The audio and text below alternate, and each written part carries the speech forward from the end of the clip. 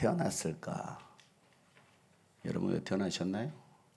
나는 왜 태어났을까? 나는 무엇을 위해서 살아가야 되나? 또 나는 누구인가? 자신의 정체성과 이 삶의 이유와 목적을 모르면요, 시간을 낭비하고 방황하게 됩니다. 그런데 나를 제대로 알면 나를 창조하신 창조주 하나님을 알아야 됩니다. 내가 누구인지를 바로 알려면 나를 창조하신 창조주 하나님을 알아야 돼요. 하나님을 알면 나를 알고 또 나를 알면 창조의 목적대로 살아가게 되는 것입니다. 예수님께서는 우리를 창조하셨고 또 예수 그리스도를 위하여 우리를 창조하셨습니다.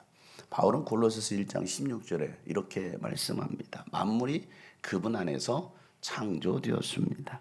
하늘에 있는 것들과 땅에 있는 것들, 보이는 것들과 보이지 않는 것들, 왕권이나 주권이나 권력이나 권세나 할 것 없이 다 같이 시작. 모든 것이 그분으로 말미암아 창조되어 그분을 위하여 창조되었습니다. 아멘. 여러분, 세상의 모든 것들은 예수 그리스도로 말미암아 창조되었습니다. 그리고 그분을 위하여 창조되었다는 것입니다. 이 사실을 모르고 살아가는 것이 죄이고 또 창조의 목적대로 살아가지 않는 것이 곧 타락이라는 겁니다. 타락한 인간의 교만은요, 하나님을 대신할 바벨탑을 쌓았습니다. 그리고 자신의 왕국을 자꾸 만들어가면서 살아가는 거예요. 이게 타락한 죄인의 모습입니다. 하나님 아닌 곳에서 만족을 찾으려고 하는 거예요. 이런 영적 공허함은 육신의 것들로는 결코 채울 수가 없습니다. 인간은 더욱 악해질 뿐이라는 것이죠. 그러나 하나님을 알고 나를 알면 모든 상황에서 만족하는 비결을 배우게 됩니다. 그래서 바울은요, 빌립보 4장 12절에 이런 고백을 하죠. 나는 비천하게 살 줄도 알고 풍족하게 살 줄도 압니다. 다 같이 시작. 부르거나 배부르거나 굶주리거나 풍족하거나 궁핍하거나 그 어떤 경우에도 적응할 수 있는 배웠습니다. 나에게 능력을 주시는 분 안에서 나는 모든 것을 할 수 있습니다.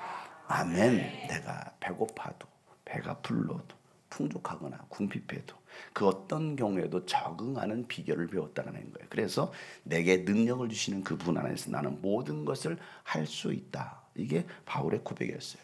그러니까 나의 부르심과 나의 사명을 알면 어떤 경우에도 적응하며 살아갈 수가 있다는 겁니다. 여러분, 사명감이 있다고 해서 배가 고프지 않은 거예요. 난 사명감이 충만해. 한 달 동안 안 먹어보세요. 배고파요. 그러니까 사명감이 있다고 해서 배가 고픈 게 아닙니다. 부르심에 대한 확신이 있다고 해서 궁핍하지 않은 게 아니에요. 돈이 필요하지 않은 게 아닙니다. 배고플 때도 있고 궁핍할 때도 있습니다. 아플 때도 있고 눈물 날 때도 있습니다. 그런 상황에 놓여 있을 때 적응 훈련하면서 견뎌내는 게 이게 믿음이라는 거예요. 적응 훈련. 군대 가면요, 혹한기 훈련이라는 게 있습니다. 혹한기 훈련. 이 겨울철 혹한의 이 추위 속에서도 군사 작전을 수행할 수 있도록 미리 대비하는 훈련을 말합니다. 저런 상황에서 적응하지 못하면 어떤 작전도 수행할 수가 없어요.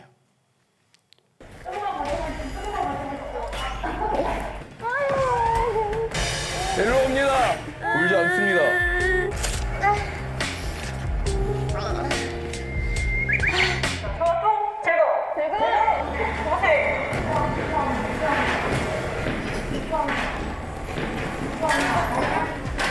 적의 화생방 상황 속에서도 버틸 수 있는 능력. 훈련입니다. 알겠습니까? 아버지 2명 장구려 듭니다. 소총 들고 소총 들고 6번 오버대. 여러분, 저런 상황 속에서도 견뎌낼 수 있는 이 적응 훈련.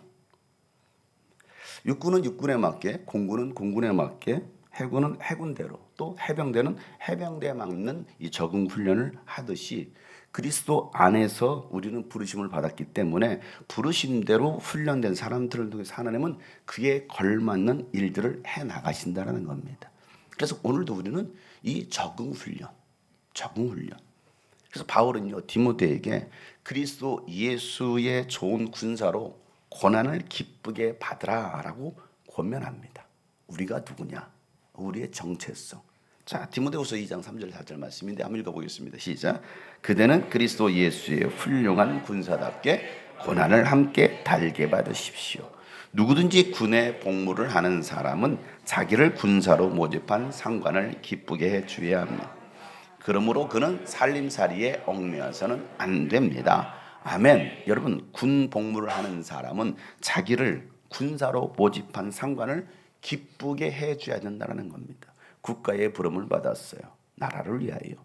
그러면 우리 이 국가에 충성할 수 있는 사람, 이게 진짜 군인, 진짜 군사라는 겁니다. 그리스도인도 마찬가지입니다. 그리스도인은 예수의 좋은 군사가 되어서 개인 살림살이에 얽매여서는 안 된다는 거예요.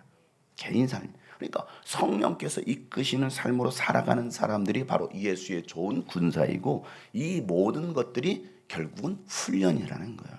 훈련. 우리는 지금 훈련 가운데 훈련소에 입소한 겁니다. 그래서 경건의 훈련은 모든 면에 유익하다라고 바울은 말합니다. 훈련을 포기한다면 예수의 좋은 군사 되기를 포기하는 거와 마찬가지인 거예요. 그러니까 좋은 군사가 되기 위해서는 끊임없이 경건에 이르는 훈련을 해야 된다는 겁니다. 경건 훈련. 디모데후서 4장 7절부터 8절에 바울은 이렇게 권면하죠. 다 같이 읽어보겠습니다. 시작. 조속하고 헛된 꾸며낸 이야기를 물리치십시오. 경건함에 이르도록 몸을 훈련하십시오. 몸의 훈련은 약간의 유익이 있으나 경건 훈련은 모든 면에 유익한 이 세상과 장차 올 세상의 생명을 약속해 줍니다. 아멘. 세상의 헛된 쓸데없는 말에 현혹되지 말고 미혹되지 말고 경건 훈련, 끊임없는 경건 훈련, 말씀 훈련, 읽고 공부하고 연구하는 훈련, 말씀을 해석해내는 훈련, 말씀을 가르치는 훈련, 기도도 훈련입니다. 1분 이상 기도 못하는 사람도 많아요. 그러니까 기도도 훈련이 아니에요. 전도도 훈련이고요. 섬기는 것도 훈련이고, 사랑하는 것도 훈련이고요. 대화하는 것도 훈련입니다. 이 모든 것들이 훈련이에요. 경건에 이르는 훈련. 그걸 통해서 뭐 하라는 겁니까? 하나님의 나라를 세우고 영혼을 구원하는 것이죠. 그러니까 부르심 받은 군인은 사생활에 매이지 않아요. 사생활에. 여러분 군대에 입소한 사람이, 군대 간 사람이 집에 갑시다. 너 집에 갈래요? 갑니까? 탈령이에요, 탈령. 밥 못 먹겠어요. 뭐 그거 어땠습니까? 돈가스 줘요. 피자 시켜주세요. 그럽니까? 안 해요. 적응하는 거예요. 이제는 사생활을 버리고 군복을 입는 게 불편할 수도 있어. 군복에 패션이 있나요? 있어요. 각 잡고요. 나름대로 막 꾸밉니다. 꾸며요. 근데 여러분 사복과는 다르잖아요. 그런데 나중에 이 군복이 편해. 그러니까 우리가 예수 안에서 훈련되어지는 것들이 사실은 지금은 불편할 수 있습니다. 그러나 우리가 정말 훈련된다면 그리스도 예수의 좋은 군사가 되어서 하나님의 뜻을 이룰 수 있다는 것입니다. 그러니까 여러분 훈련할 수 있는 여러분 되길 축복합니다. 힘들어도 버텨내는 거예요. 화생방 지옥 같아요. 그 안에서 10분 15분 있는 게요 지옥 같습니다. 죽을 것 같아요. 겪어보지 않으면 몰라요. 아기를 낳아보지 않으면 그 출산의 고통이 어떠한지를 모르는 것처럼 겪어보지 않으면요 몰라요. 우리 그 군대 가서 화생방 훈련하신 분 계세요? 손 들어보세요. 화생방 다 아셨죠? 군대 가면 필수 코스입니다. 죽을 것 같아요. 죽을 것 같아. 이건 진짜 경험해보지 못한. 그걸 저는 수차례 경험했습니다. 거의 한 달에 한 번씩 가서 화생방 훈련을. 특기가 헌병 특기다 보니까 늘 훈련하는 거. 죽을 것 같아요. 그런데 또 그걸 버텨내는 겁니다. 왜? 그래야 전시 상황에서 살아날 수 있다는 겁니다. 여러분 우리가 부르심 받은 이 군인은 사생활에 매이지 않은 것처럼 사사로운 감정에 흔들리지 않아요. 나의 계획이 아니라 부르신 자의 계획에 맞춰 살아가는 것입니다. 내 생각 있을 수 있죠. 내 감정 있을 수 있습니다. 그런데 이 내 생각과 내 감정과 내 계획대로 살아가려고 하니까 하나님과 자꾸 부딪히는 거예요. 하나님과. 성경과 자꾸 부딪히는 겁니다. 그래서 하나님과 멀어지는 거예요. 언제든지 출동 명령이 떨어지면 하던 일들도 중단하고 즉각 출동할 수 있도록 준비된 사람들이 부르심대로 살아갈 수 있는 사람들입니다. 그래서 바울은요, 이 부르심을 받은 사람이었어요. 무엇을 위한 부르심이었을까요? 사도행전 9장에 보면 이렇게 말하죠. 바울을 부른 이유에 대해서 다 같이 한번 읽어보겠습니다. 시작. 주님께서 그에게 말씀하셨다. 가거라. 그는 내 이름을 이방 사람들과 임금들과 이스라엘 자손들 앞에 가지고 갈 내가 택한 내 그릇이다. 그가 내 이름을 위하여 얼마나 많은 고난을 받아야 할지를 내가 그에게 보여주려고. 아멘. 이게 바울의 부르심이었습니다. 내가 바울을 부른 이유는 이와 같이 말씀하고 있죠. 보세요. 교회를 핍박하고 예수 믿는 사람들을 다 잡아 죽이던 이 사울을 누가 택하셨어요? 예수님께서 택하신 거예요.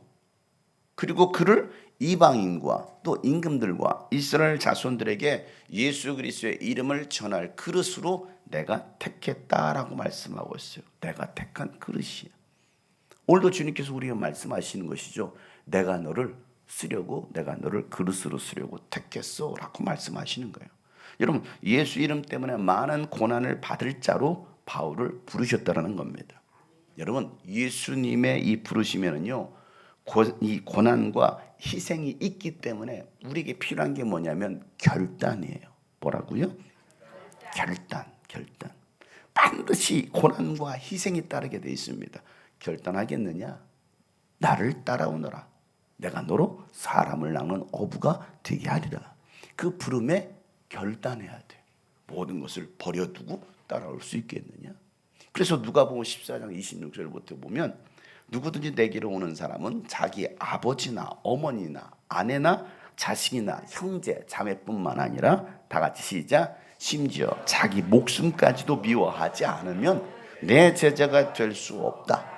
누구든지 자기 십자가를 지고 나를 따라오지 않으면 내 제자가.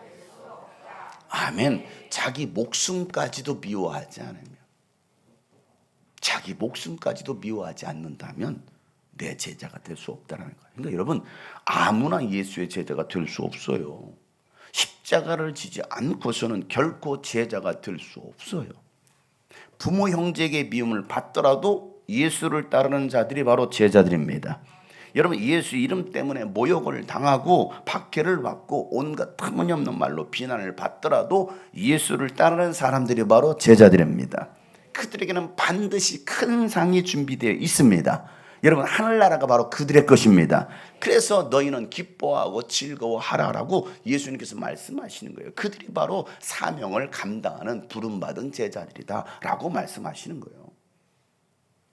사울은요, 이 사실을 처음에는 몰랐죠. 복음을 전하다가 돌에 맞아 죽어가면서도 천사처럼 막 해맑게 웃으면서 순교하는 그 스테반을 볼 때 걔 또라이네. 신은 그리스도교 이단에 빠진 광신도로 여겼던 거예요. 미친놈이네. 그런 핍박 속에 생각해보세요. 돌에 맞으면 피가 터지고 눈알이 터지고 막 머리통이 깨지고 피가 팍팍 쏟아오르는데 막 쏟아나는데 웃고 있어요. 그리고 아버지여 저들의 죄를 용서하십시오. 또라이 아닙니까 여러분? 완전 미친놈들이네. 그렇게 사울이 여겼던 겁니다. 미친놈들. 매를 맞고 감옥에 갇히고 핍박을 당하면서도 회당과 이 아고라 광장에서 예수 부활의 복음을 전하는 이 베드로와 사도들이 이해가 되지 않는 거예요. 이해가 됩니까? 사울 눈에 비춰주는 그들은요, 그냥 예수에게 미친 예수쟁이들, 또라이들. 그러니까 그러면서도 웃고 있는 그들의 모습을 본 이 사울은요, 더 킹받는 거예요. 열받아요. 그럴수록 막 이 안에 막 분노가 막 더 치밀어 오르는 거예요. 잘못됐어요. 우리가 예수 안 믿을게요. 예수 그딴 거 안 믿어요. 이러면 그래 이렇게 넘어갈 건데 오히려 막 더 예수를 믿으라고 막 찬양하는 그들의 모습 속에 막 더 열받는 거예요. 그래서 사울은요, 살기 등등해서 예수 믿는 사람들을 모조리 잡아 죽이려고, 그래서 잡아서 공개 제형시키려고 다마스쿠스로 가던 길에 부활하신 예수님을 만나게 되는 거예요. 어디로 가다가요? 다마스쿠스로 가서 예수쟁이들을 잡아 끌어와 예루살렘에 와서 공개 채용시키려고. 그게 그에게는 사명감이고 불타올랐던 사명감이고 이게 하나님에 대한 열심이라고 생각했던 거예요. 하나님에 대한 열심이라고 생각하니까 난리를 치는 거 아닙니까?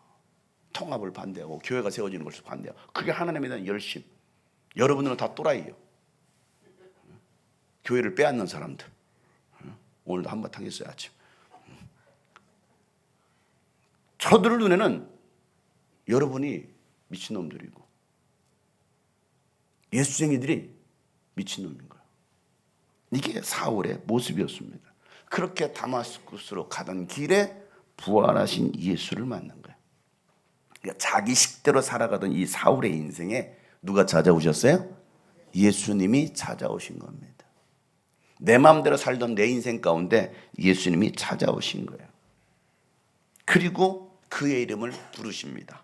사울아, 사울아, 사울아, 사울아. 내 감정과 내 계획대로 살아가던 내 인생 가운데 예수님께서 찾아오셔서 오늘도 우리의 이름을 부르십니다. 용성아, 용성아, 네가 왜 나를 핍박하느냐? 제가 언제요? 제가 언제 핍박했다고요? 네가 왜 나를 핍박하느냐? 여러분, 네가 왜 나를 핍박하느냐라는 이 말은 다른 쉽게 말, 너 왜 나를 괴롭혀? 너 왜 나를 괴롭히니? 여러분, 우리가 무엇으로 예수님을 괴롭힙니까? 여러분 예수님 안 괴롭히고 있나요? 여러분 예수님 안 핍박하고 있어요? 나는 예수님 안 핍박하는데요? 과연 그럴까요? 우리는 예수님을 괴롭히고 있지 않나요? 말씀에 순종하지 않음으로 예수님을 괴롭히고 있지 않습니까? 하나님의 뜻대로 살지 않음으로 우리가 예수님을 괴롭히고 있지 않습니까? 예수 중심이 아니라 나 중심으로 사는 것이 곧 예수를 괴롭히는 것이고 예수를 핍박하는 거예요. 근데 우리는 나는 예수님 괴롭히지 않았는데 나는 예수를 핍박하지 나 예배드리고 있지 않아요 라고 생각하고 있지 않습니까? 내 삶의 방식대로 내 인생의 플랜대로 내 감정대로 살아가는 거 그게 여러분 예수를 핍박하는 겁니다. 오늘도 우리가 그렇게 예수를 핍박하고 있다고 한다면 오늘도 주님 우리에게 찾아오셔서 용성아 용성아 너는 왜 나를 핍박하느냐 라고 말씀하실 거예요. 부활하신 예수를 만난 이 사울은요 부르심에 확신을 합니다. 나를 왜 부르셨는지. 그래서 복음을 위해서라면 목숨도 아까워하지 않고 죽음도 두려워하지 않습니다. 잃어버린 한 영혼을 구원하는 일이라면 무너진 교회를 다시 세우는 일이라면 자신을 돌로 쳤던 그 마을로 다시 들어가요. 죽으려고 환장했나요? 환장했어요. 복음 때문에 예수님 때문에 아니 예수님처럼 살아가는 거예요. 이게 부르심의 확신 가운데 있는 사람의 모습입니다. 사도행 14장에 보면 19절부터 20절 말씀에 그런데 유대 사람들이 안디옥과 이고니에서 거기로 몰려와서 군중을 설득하고 바울을 뭘로 칩니까? 돌로 쳤습니다. 그들은 바울이 뭐한 줄 알고 얼마나 많이 피 터졌으면 죽은 줄 알고 그러니까 바울이 어느 정도로 맞았어요? 그냥 다 죽은 줄 알았다니까요. 그 정도 맞아봤나요? 진짜 돌에 죽었네? 죽었어요. 누가 봐도 죽었어요. 그래서 그를 성 밖으로 뭐합니까? 끌어내 버린 거예요. 시체를 버렸습니다. 그러나 제자들이 바울을 둘러섰을 때에 바울의 제자들이 얼마나 여러분 안타깝고 울었겠습니까? 바울이 죽은 모습을 보고서. 그런데 갑자기 바울이 보였어요? 일어나네. 지난주 우리 집회 때 있죠. 뭐처럼? 좀비처럼 다시 일어나는 거, 다시 살아나는 겁니다. 그리고 어디로 들어가요? 성 안으로 또 들어가네. 좀비처럼. 그리고 이튿날 그는 바나바와 함께 더베로 떠났다. 보세요. 오늘 이 바울의 모습. 우리는 어떨까요? 나를 향하여서 돌을 던지고 나를 향하여서 욕하는 그곳으로 다시 들어갈 수 있겠느냐는 거예요. 나에게 돌을 던진 곳인데 나 죽으라고 겪지 않아도 될 아픔과 상처를 준 곳인데 그곳으로 들어갈 수 있어요? 나에게 상처를 준 사람들이 득을 들어왔는데 그곳으로 들어갈 수 있어요? 다시 들어갈 수 있습니까? 없던 트라우마가 생긴 곳인데 다시 그곳으로 들어갈 수 있어요? 들어가야 하나요? 질문 그만해요? 그런데 왜 들어갑니까? 나에게 고통을 준 것인데 용서가 돼요? 꼴도 보기 싫은데? 그런데 뭐예요? 들어가네. 왜 그랬을까요? 로마 집정관이었던 아그리빠가 베드로를 죽이려고 공모한다는 그 비밀을 알게 된 이 바울의 그 베드로의 이 믿음의 공동체 형제들이 이 베드로에게 찾아와서 로마를 떠나십시오. 위험합니다. 아그리빠가 베드로 사도를 죽이려고 합니다. 그래서 당장 이곳을 떠나셔야 됩니다. 종용합니다. 교회 형제들이. 베드로는요, 이 신변의 이 위협을 느끼고 나서 밤에 변장을 합니다. 그리고 몰래 이 로마를 빠져나가는 길에 맞은편에서 한 사람이 걸어오고 있었습니다. 그리고 베드로와 함께 베드로를 스쳐 지나갑니다. 그 순간 이분이 예수님이라는 걸 알게 돼요. 예수님이시네? 근데 어디로 가고 계셔요? 로마로 들어가고 있어요. 그때 주여 어디로 가시나이까? 쿼바디스 도미네.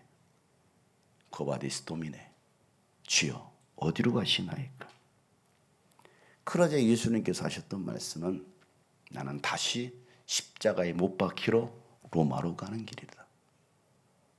이 말이 무슨 말입니까? 네가 등지고 온 그 로마로 나는 십자가 지러 다시 들어간다. 너는 버리고 간 그곳으로 나는 십자가 지러 들어간다. 그 말씀을 들은 베드로는 깨닫습니다. 그 즉시로 가던 길을 멈추고 다시 로마로 들어가서 복음을 전하며 끝내 십자가의 거꾸로 달려 순교했다라고 베드로 행전이란 외경에 기록하고 있습니다.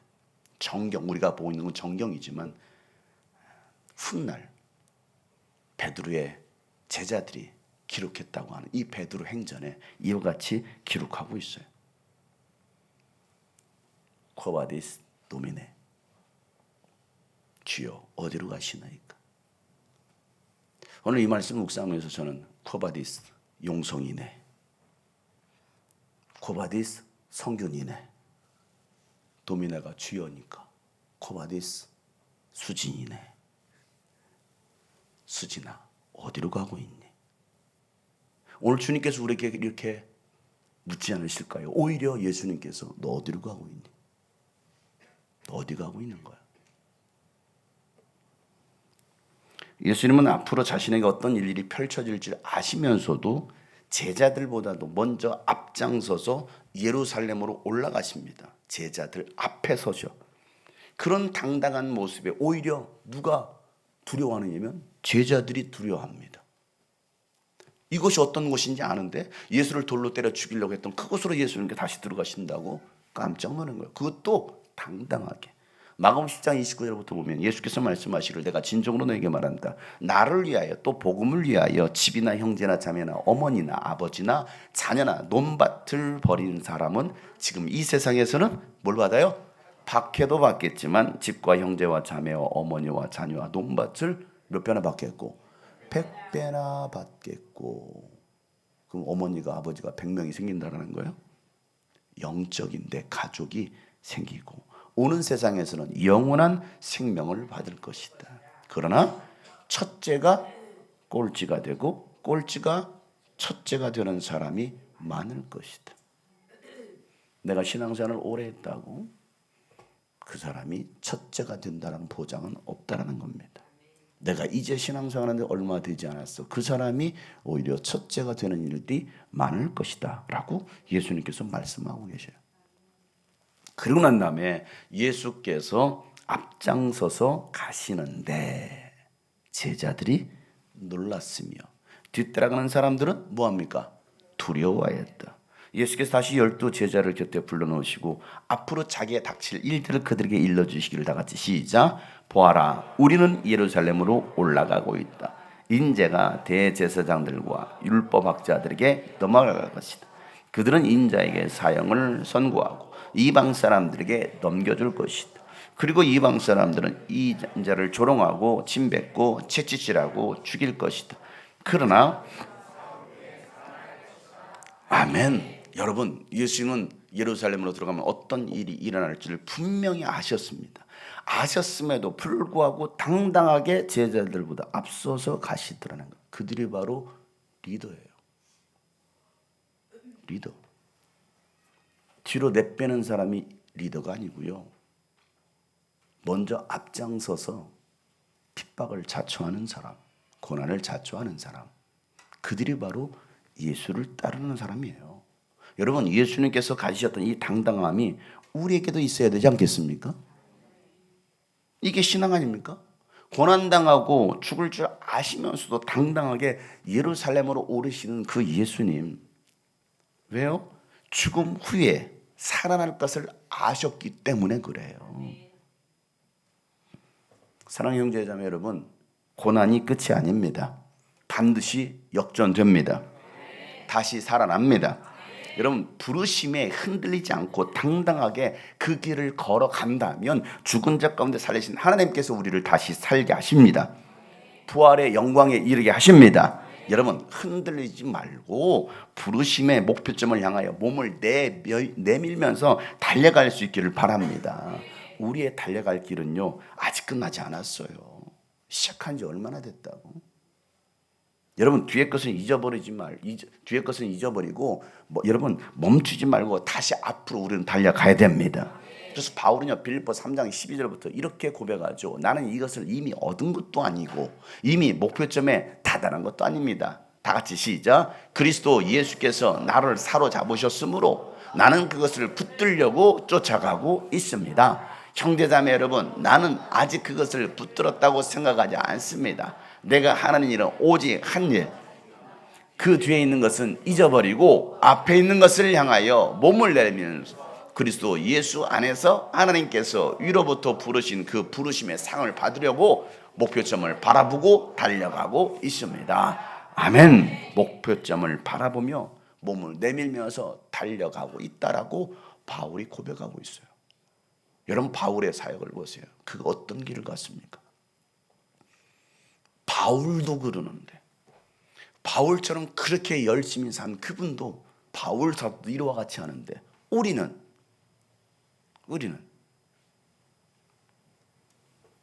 여러분, 바울의 이 선교 열정, 이 복음의 열정은 그 누구도 따라갈 수 없을 것입니다.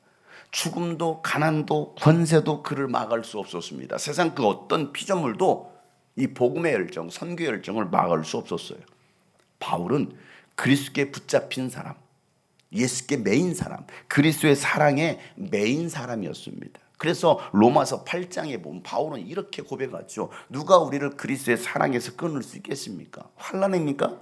공고입니까? 박해입니까? 굶주림입니까? 헐벗음입니까? 위협입니까? 또는 칼입니까? 성경에 기록한 바 우리는 종일 주님을 위하여 죽임을 당합니다. 우리는 도살당할 양과 같이 여김을 받았습니다. 한 것과 같습니다. 그러나 우리는 이 모든 일에서 우리를 사랑하여 주신 그분을 힘입어서 뭐 한다고요? 이기고도 남습니다. 여러분, 주님을 위하여 매일 죽임을 당하는 이 도살당할 양처럼 여겨질지라도 우리를 사랑하여 주시는 그 하나님의 능력으로 이기고도 남습니다. 이게 신앙이라는 겁니다. 내 온몸이 난도질을 당하고 만신창이가 되어도 하나님의 능력으로 이기고도 남습니다. 오늘 이 신앙, 이 믿음, 나를 돌보지 못한다 할지라도, 내 몸에 병이 난다 할지라도 너무 돌보지 않음으로 인하여 그래도 나는 이기고도 남는다. 이게 바울의 고백 아닙니까? 이 바울의 이 복음의 열정을 바울은요 멈추지 않습니다. 1차 전도여행을 마치고 그 핍박과 환난 중에서도 1차 전도여행을 마치고 다시 2차 전도여행을 시작합니다. 바울은 루스드라에서 디모데를 만나고요, 그를 믿음의 아들로 삼고 함께 여러 도시를 다니면서 교회를 세웁니다. 저에게도 믿음으로 난 아들, 딸들이 많습니다. 지금 그들과 함께 지금 교회를 세워가고 있습니다. 바울이 아시아에 가서 복음을 전하고자 했지만 성령께서 또 막으셔요. 그래서 부르기아와 갈라디아 지방을 거쳐서 무시아에 이르러서 비두니아로 들어가려고 합니다. 비두니아로. 그런데 성령께서 또 막으시는 거예요. 그래서 무시아를 지나서 드로아에 도착합니다. 여러분, 복음 전하는 일이 나쁜 일이에요? 선교하는 일이 나쁜 일이에요? 당연한 거 아닙니까? 그런데 왜 그 당연한 걸 성령께서 막으셨을까요? 나쁜 일, 죄를 지으러 가는 것도 아니에요. 요나처럼 도망간 것도 아닙니다. 복음을 전하기 위해서 찾아 들어갔는데 성령께서 막으셨어요. 복음을 전하는 일이 성령보다 앞설 수 없다라는 거예요. 여러분, 복음 전하는 일이 성령님보다 앞설 수 없습니다. 무슨 말인지 이해 못해요? 성령님을 무시하고 나는 그래도 복음 전할 겁니다. 나는 그래도 주의 일할 겁니다. 나는 그래도 일할 겁니다. 성령님보다 앞서요?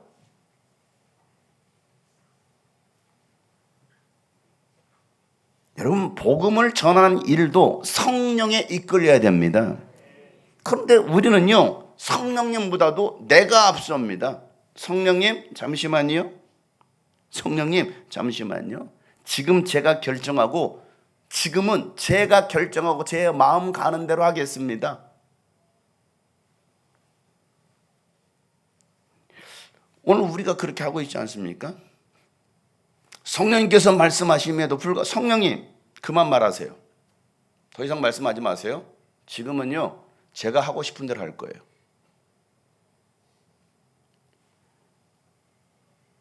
우리는 종종 성령님을 무시합니다. 아주 많이 무시하기도 합니다. 지금도 성령께서 말씀하시는데 귀를 닫습니다. 아니, 그래도 안 들을래요. 무시하고 비두냐로 들어가려고 합니다. 이게 뭐예요? 고집이라는 거예요. 나의 고집. 성령님의 음성을 듣지 않으려고 무시합니다. 누가 그랬다고요? 바울이 그랬다고요. 바울이 2차 전도여행 중에. 여러분, 바울이 계속해서 무시하고 이 성령님의 제재를 무시하고 비두냐로 갔다면 바울의 사역은 거기서 끝났을지도 모릅니다. 여러분, 2번씩 막으셨을 때 바울은요, 드로아로 들어갑니다. 그리고 그곳에서 밤에 환상을 봅니다. 마케도냐 사람이 나타나서 바울에게 마케도냐로 건너와서 우리를 도와주십시오라고 간청하는 환상을 보게 돼요. 자, 이게 오늘 본문의 말씀입니다. 6절부터 9절에 보면 아시아에서 말씀을 전하는 것을 성령이 막으심으로 그들은 부르기아와 갈라디아 지방을 거쳐가서 무시아 가까이 이르러서 비두냐로 들어가려고 하였으나 예수의 영이 그것을 허락하지 않으셨다. 다 같이 시작. 그래서 그들은 무시아를 지나서 드로아에 이르렀다. 여기서 밤에 환상이 나타났는데 마케도니아 사람 하나가 바울 앞에 서서 마케도니아로 건너와서 우리를 도와주십시오 하고 간청하여. 아멘. 사랑하는 성도 여러분, 성령님께서 막으신다면 멈추셔야 됩니다. 여러분, 예수님의 영이 허락하지 않는다면 비두니아로 향하던 그 발걸음을 멈추시고 여러분 드로아로 들어와야 됩니다. 그곳에서 하나님께서 말씀하시는 거예요. 나중에 이 지역이 어딘지 지도를 띄워드릴 테니까 지도를 보세요. 그 드로아에 왔을 때 건너와서 우리를 도우라. 건너와서 우리를 도우라. 어디에 도착했을 때? 드로아에. 그러니까 마케도냐로 들어와. 취향한 주님이 꿈꾸신 교회로 들어와. 그것이 바로 드로아입니다. 저는요, 강석으로 건너와서 우리를 도와달라는 그 간청을 무시할 수 없었습니다. 제가 욕심이 났을까요? 그곳에서 어떤 일들이 일어날지 다 알 수 없었지만 분명한 것은 이 땅에 구원받을 영혼이 있다는 것입니다. 심령이 갈급하여 눈물로 간청하는 그 영혼들이 있다는 것입니다. 그리고 핍박도 기다리고 있다는 거예요. 그래도 순종하고 들어와야 할 곳이 바로 이곳이었습니다. 하나님께서 우리를 이곳으로 부르셨다는 그 확신이 있었기 때문에 건너왔어요. 왜 건너옵니까? 사도행 16장 10절 말씀에 이렇게 말씀합니다. 다 같이 한번 시작. 그 환상을 바울이 본 뒤에 우리는 곧 마케도니아로 건너가려고 하였다. 우리는 마케도니아 사람들에게 하나님께서 우리를 부르신 것이라고 확신하였기 때문에. 아멘. 그 확신이 있었기 때문에 바울은 드로아에서 마케도냐로 건너가는 거예요. 환난과 핍박이 모함이 또 목숨의 위협을 당한다 할지라도 이게 하나님의 부르심이구나. 여러분 오늘 아침도 오 목사님도 요거도 먹고 저도 개새끼라는 소리를 들어가면서 오늘 설교하고 있습니다. 내가 왜 그런 소리를 들어갔어? 저는 단 한 번도 그런 말을 들어본 적이 없습니다. 근데 제가 왜 그런 모독을 당하면서까지 이곳에 건너왔어야 됩니까?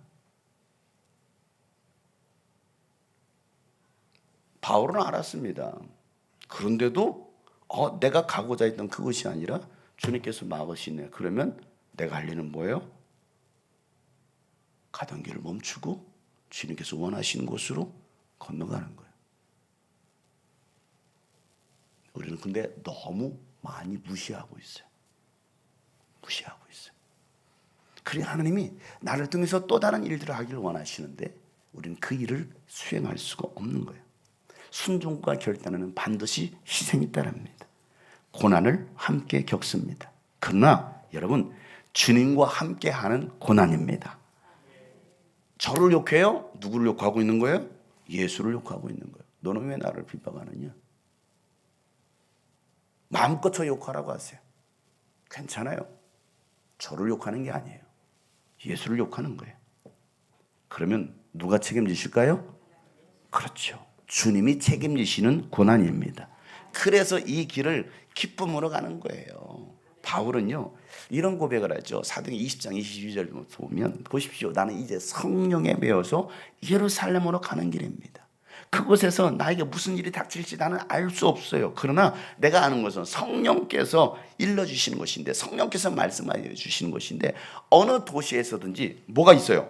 투옥과 환난이 나를 기다리고 있다는 것입니다. 다 같이 시작. 그러나 내가 나의 달려갈 길을 다 달리고 주 예수께 받은 사명 곧 하나님의 은혜의 복음을 증언하는 일을 다하기만 하면 나는 내 목숨이 조금도 아깝지 않습니다.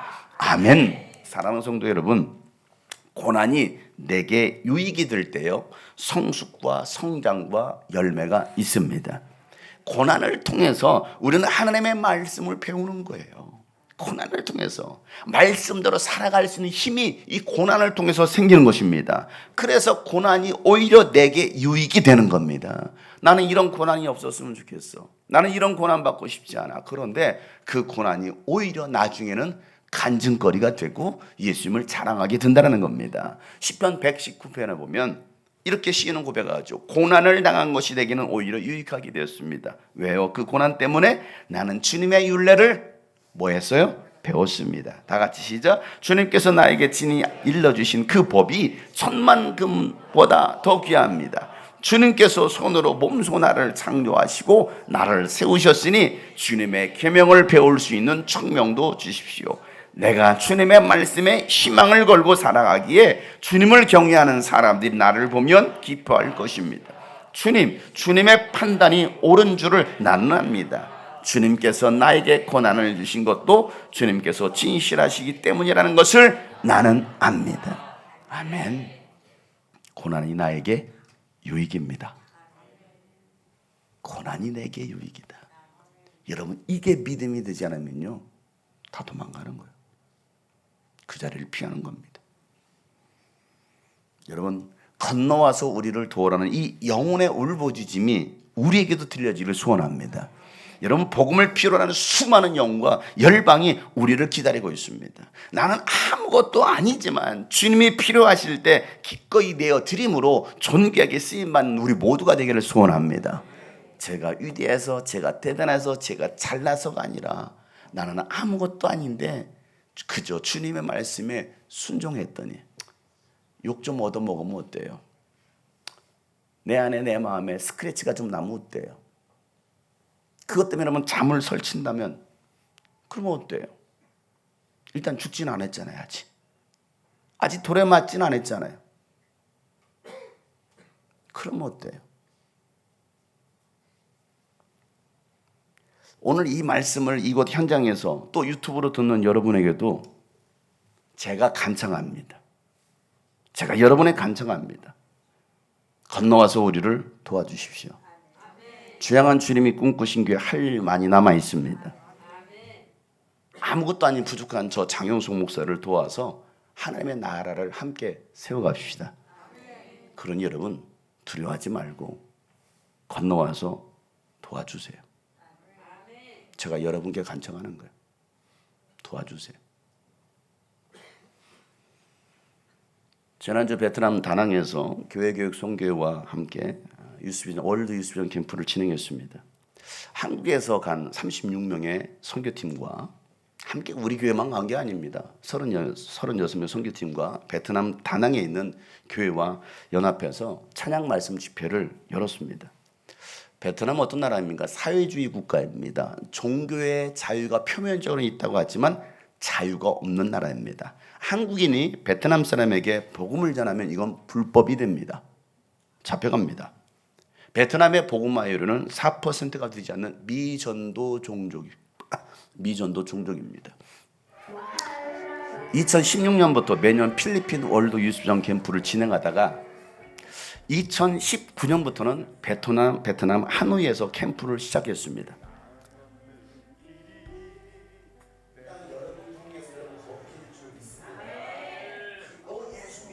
여러분 베트남에서 집회하는 것은요 불법이에요. 그래서 저 하롱베이에서 1박 2일 크루즈를 타고서 그곳에 찬양 집회를 하고 호텔에서 몰래 집회를 했습니다.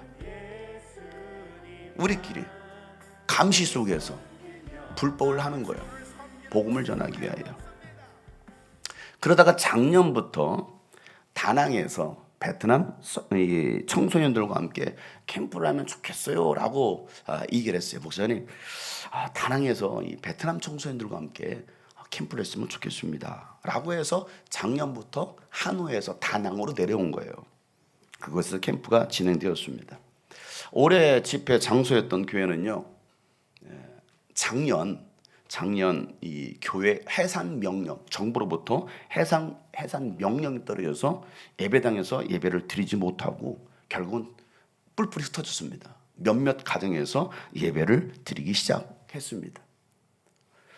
버젓이 교회가 있는지 예배당이 있는데 정부가 해산시킨 거예요. 여러분 정부가 이 교회도 해산시킬 수 있어요. 기독 해산시킬 수 있습니다. 그런 말을 하고 있잖아요. 해산시키겠다라고. 그건 여러분 신천지 통일교한테 하는 얘기가 아닙니다, 여러분. 얼마든지 국가 공권력이요 교회 해산시킬 수 있습니다.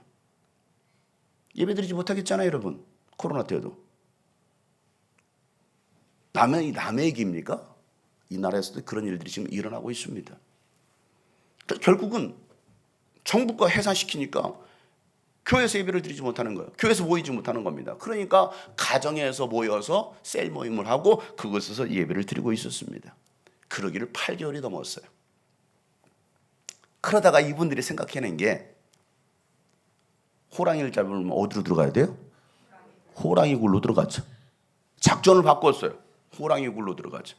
그래서 다낭 시청이 있고 경찰서가 있고 군부대가 다 모여있고 관공서가 다 모여있는 그 한가운데로 들어갔어요.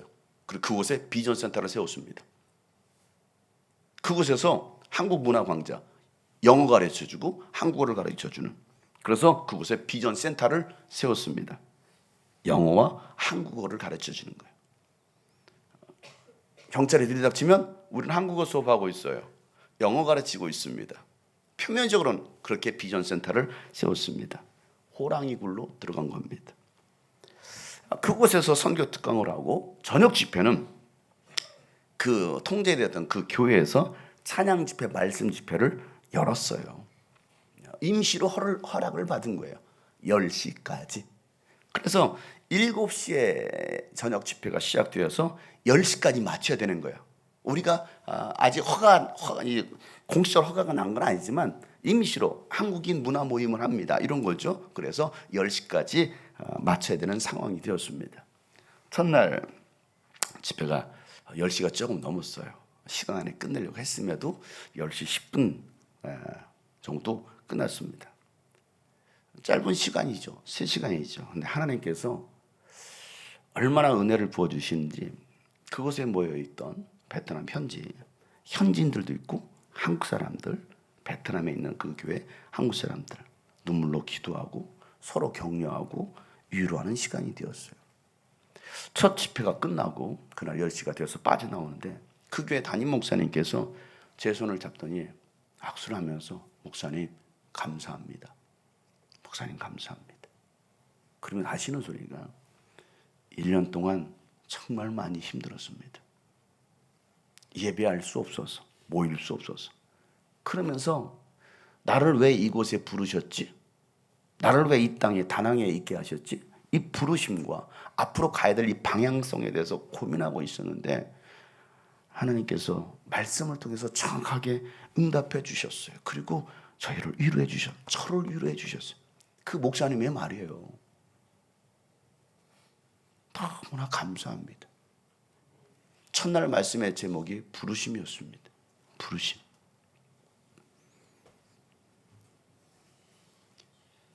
전 설교도 준비 안 하고 갔어요. 왜? 그 현장에 가야 하나님이 말씀을 주시거든요. 그러니까 집회하기 전 시간까지 저는 다 초조해요. 하나님 무슨 말씀을 전해야 됩니까? 빨리 말씀을 주세요. 그러니까 뭔 일을 하면서 계속 생각하는 거. 말씀 주세요. 뭔 말씀? 부르심. 마태복음 24장 14절 말씀. 그래서 계속 메모합니다. 그래서 그 말씀을 전했습니다. 둘째 날은 또 뭐 할까? 또 주님 또 뭔 말씀을 해야 됩니까? 보내심. 보내심이요? 어디래요? 실로암으로. 둘째 날도 말씀을 전했습니다. 그런데 첫날 10시 10분 좀 넘어서 끝났잖아요. 공지가 다시 왔어요. 9시 반까지 하라는 거예요. 9시 반까지. 주민이 신고했어요. 그래서 9시 반까지는 괜찮은데 9시 반 이후에는 소리가 크게 나가면 안 된다는 거예요. 제가 첫날 크게 소리 질렀거든요. 쫙 소리를 질렀더니 신고가 들어왔어. 9시 반까지, 9시 반 이후에는 조용하게 하면 된대. 10시까지. 그러니까 첫날 집회를 통해서 민원이 들어오다 보니까 우리야 하고 떠나면 끝나잖아요. 그러나 그곳에 남아있는 사람들은요. 우리가 피해를 줄 수 없잖아요. 그래서 그 말을 듣고 그래 9시 반까지 끝내야지. 조용조용히 하고 끝내야지. 조용조용히 집회를 인도했어요.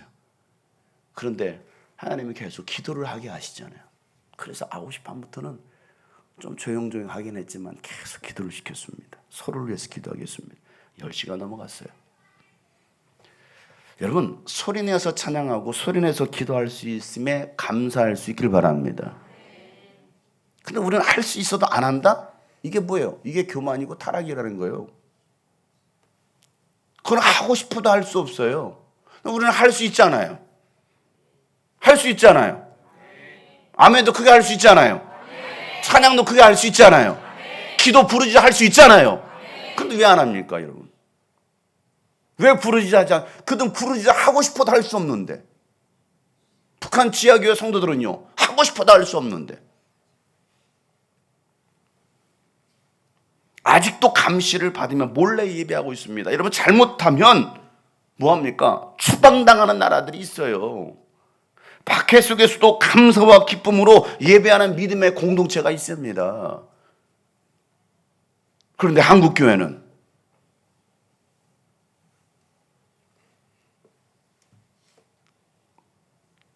예배가 3시간인데 너무 짧았대. 더 길게 해달래요. 3시간이 짧아요. 너무 짧았대. 더 길게 해달래.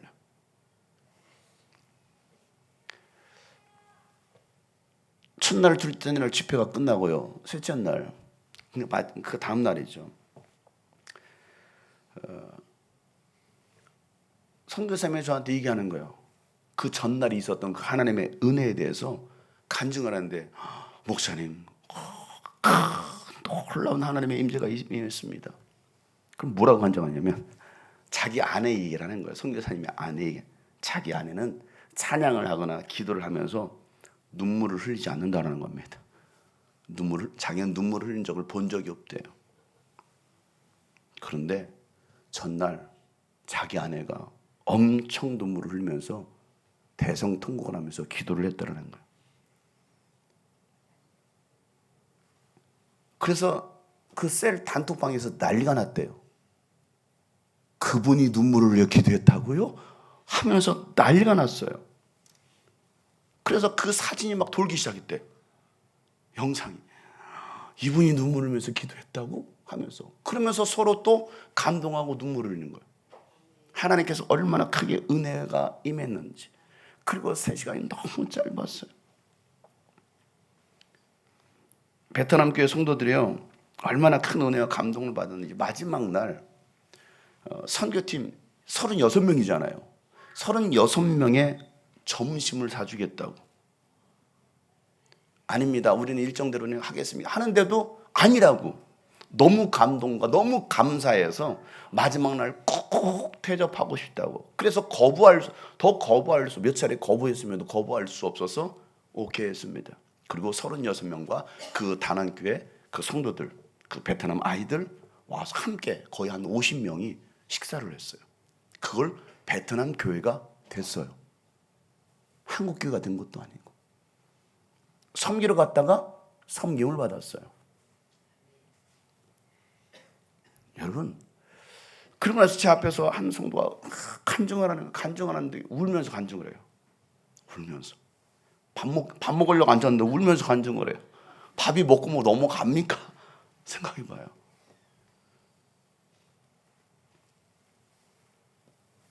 그 자리에 계시지 않은 분은 몰라요. 그래서 자꾸 여러분 그 자리에 가시라는 거예요.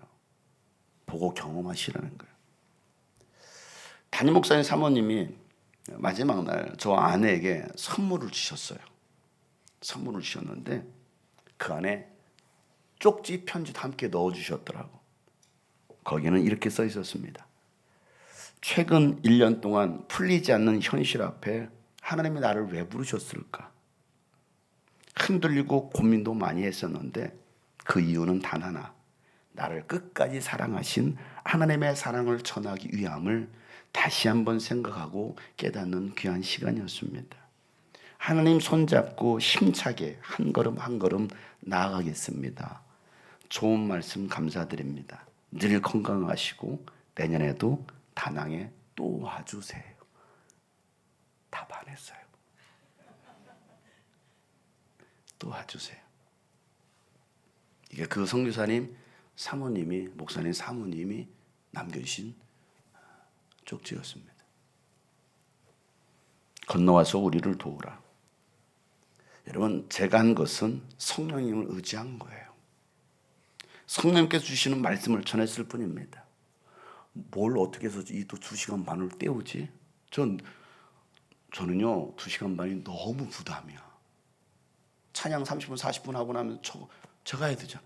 제가 찬양을 길게 달라 요청을 했어요. 제발 찬양을 길게 해주세요. 그래 제 설교 시간 짧아지니까. 여러분 2시간 반 저는 너무 큰 부담. 어떤 말씀을 전해야 어떻게 해야 되지? 제가 한 것은 성령을 의지한 것이고 주님 말씀 주세요. 순종했더니 성령님께서 일하셨습니다. 여러분 순종한 사람을 통해서 하나님은 늘 일하시더라는 겁니다. 순종하여 함께한 우리 교회 성도님들, 또 찬양으로 반주로 섬겨줬던 우리 또 이소라 전사님, 또 장한결 형제의 동역이 있었기 때문에 여러분 저는 자유롭게 복음을 전할 수가 있었어요. 이게 팀 사역이죠. 팀 사역입니다. 이 모든 것을 하나님이 하셨습니다. 왜 나를 깊은 어둠 속에 홀로 두시는지 어두운 날 왜 소식이 없는지 나를 모독하게 나를 낮아지게 세상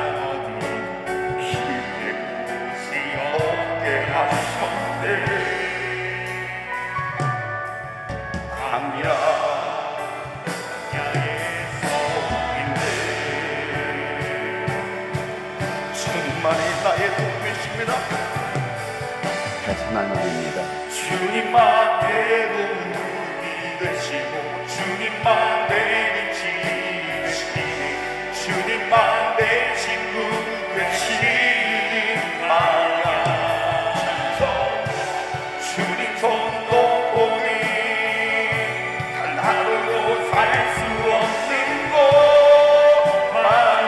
고아원입니다. 버려진 아이들입니다. 주께서 나를 사랑하시며 나를 너무 정결하시며 나를 위하여 보내신 그리고 마냥 성령이 내 영에 다시 태어나게 하는 것 마냥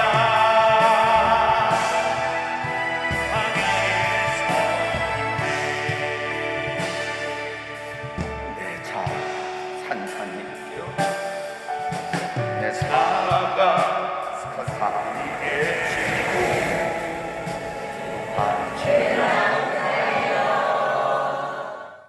여러분, 부르신 곳에서 순종하며 오늘도 광야의 길을 우리가 함께 걷습니다.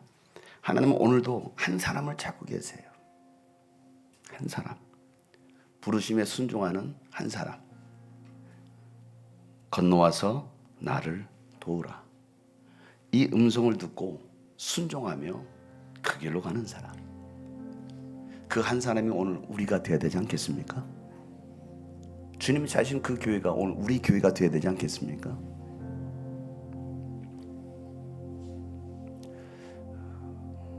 (17년) 전 개척에 있을 때 이 찬양을 참 많이 불렀습니다. 거의 한 1년 2년은 불렸던 것 같습니다. 부르신 곳에서 따스한 성령님 마음으로 보내 내 몸을 감싸며 주어지는 평안함 만족함을 느끼네. 사랑과 진리에 사랑과 진리에 한 줄기 빛 보내 내 몸을 감싸며 주어지는 평안함 그 사랑을 느끼네. 부르신 곳에서 나는 예배하네. 어떤 상황에도 나는 예배하네. 부르신 곳에서 나는 예배하네. 어떤 상황에도 나는 예배하네.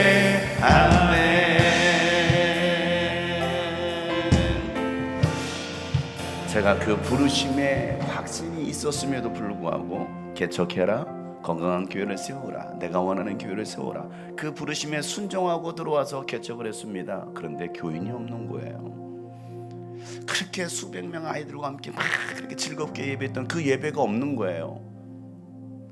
함께 시작했던 청년 4명도 사라지고 1명 남았고, 그런데도 나는 여기서 뭐하고 있지? 정말 많은 생각을 했습니다. 분명 부르심이 있어서 개척을 했는데 나는 왜 이렇게 하고 있지? 너무 마음이 힘든 거예요. 그리고 막 그리운 거예요. 함께 막 뜨겁게 했던 그게 막 그리운 거예요. 보고 싶은 거예요. 그런데 내가 있어야 될 자리가 이곳이었던 거죠. 부르신 곳에서. 그래서 이 찬양 정말 많이 불렀어요. 부르신 곳에서 다 예배합니다. 순종합니다. 여러분, 오늘 주님께서 건너와서 도우라 우리를 부르신다면 오늘 우리가 해야 될 일이 뭘까요? 건너오세요. 들어오세요. 들어오세요. 그 부르심에 순종하세요. 부르신 곳에서 나는 예배하네. 어떤 상황에도 나는 예배하네. 부르신 곳에서 나는 예배하네. 어떤 상황에도 나는 예배하네. 내가 걸어갈 때 길이 되시는 하나님, 내가 걸어갈 때 길이 되고 살아갈 때 삶이 되는 그곳에서 예배하네. 내가 걸어갈 때 길이 되고 살아갈 때 삶이 되는. 여러분 그곳으로 걸어가세요. 그곳에서 내가 걸어갈 때 길이 되시는, 내가 걸어갈 때 길이 되고 살아갈 때 삶이 되는 그곳에서 예배하네. 내가 걸어갈 때 길이 되고. 그렇습니다.